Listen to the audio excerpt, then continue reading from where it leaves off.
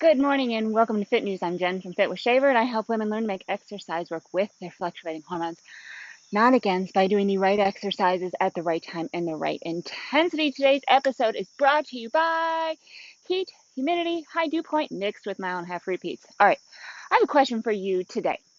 How many of you have an Apple Watch? And how many of you spend a lot of time looking at those rings?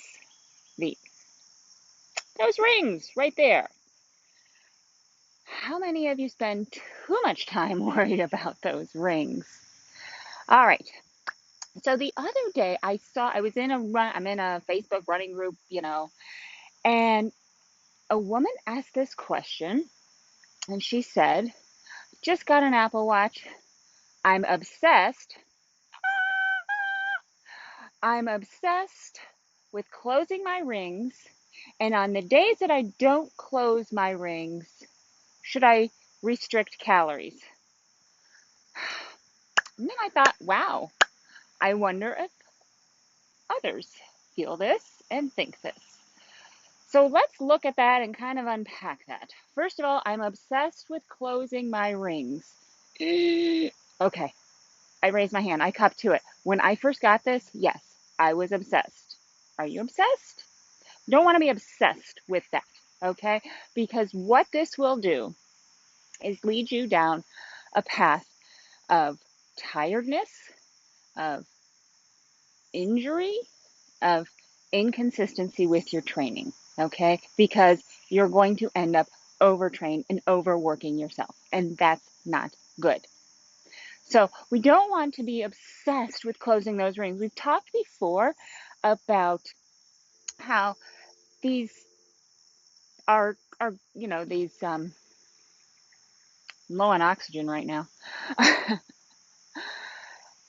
These devices are great tools, but they not busy with Fit News, no calls now.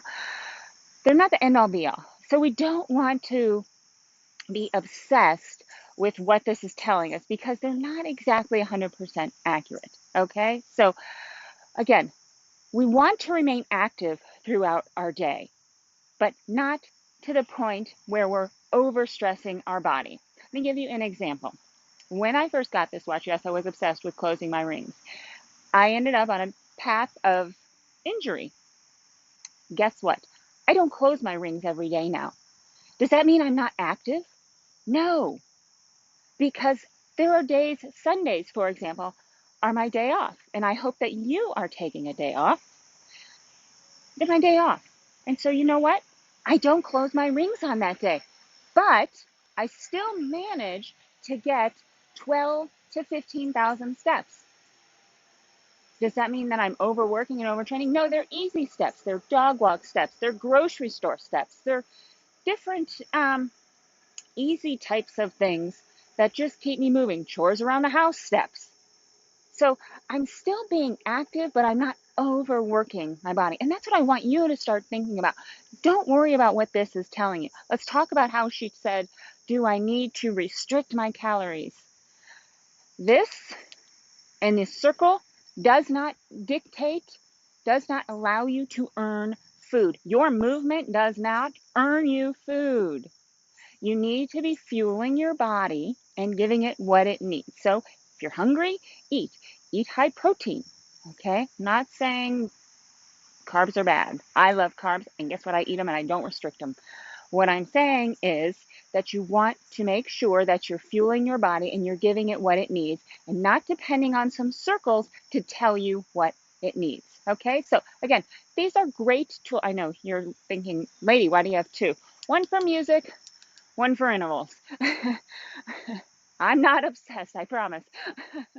So I want you to use these as tools. They are great tools, and I do recommend you using them because they do help you to stay active. But I don't want you to rely on them to tell you when to eat or what to eat or what your body needs. Okay? So make sure that you're listening to your body and to what it needs and not some device that's on your wrist. Use it as a tool, use it as a guide, but not the end all be all. Make it a great week. I'll see you next week.